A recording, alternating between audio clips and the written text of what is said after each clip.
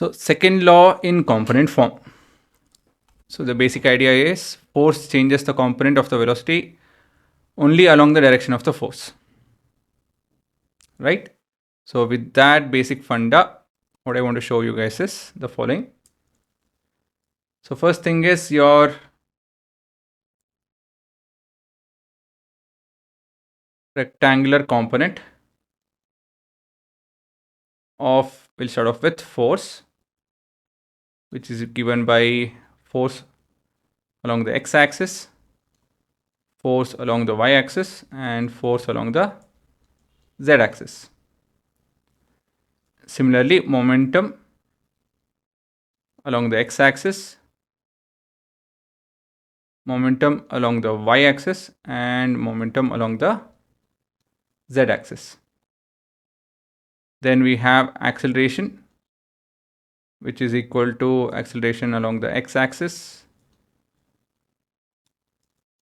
y-axis, and z-axis. Okay, so this is how we can define each of them as. Now, just a second. So as per Newton's second law, what we are looking at is force is rate of change of momentum with respect to time, which also can be written as mass into acceleration. This is a scalar quantity, and so we can write this way, right?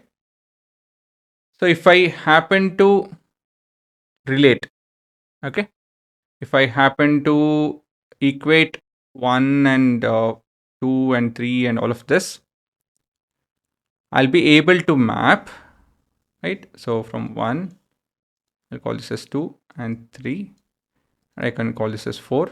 So first thing is I'll do from 1, 3, and 4.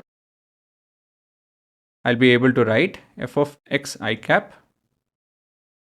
plus f of y j cap plus f of z k cap is equal to mass into acceleration is a of x I cap plus a of y j cap plus a of z k cap.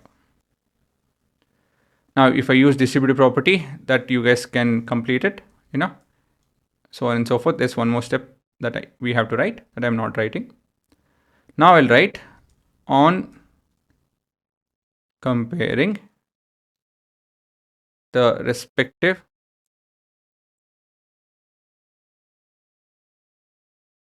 unit vectors.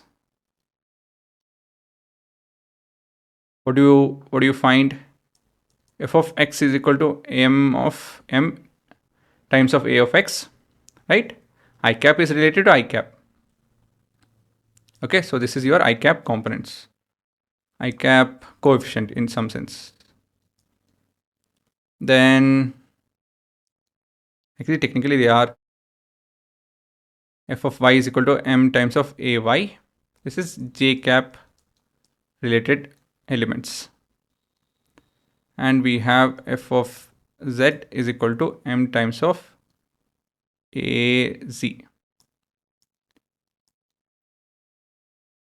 This would be the coefficient of k cap, right?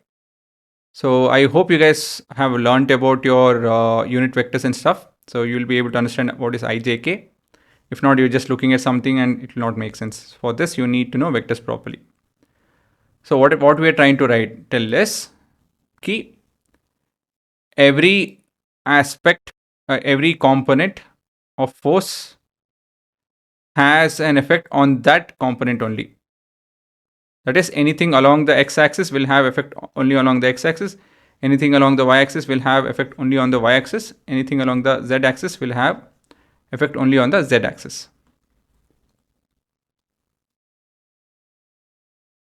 Okay, so this being the funda, I'll be able to equate these expressions. And see, basically this is not a derivation per se. This is not much of use if you directly try to use it, but The idea is pretty much used everywhere. I thought we'll use it everywhere.